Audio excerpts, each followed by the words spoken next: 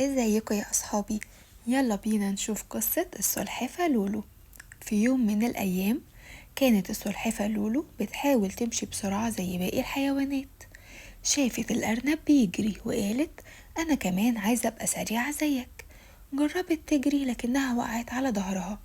زعلت لولو وقالت انا فاشلة، انا مش بقدر اجري.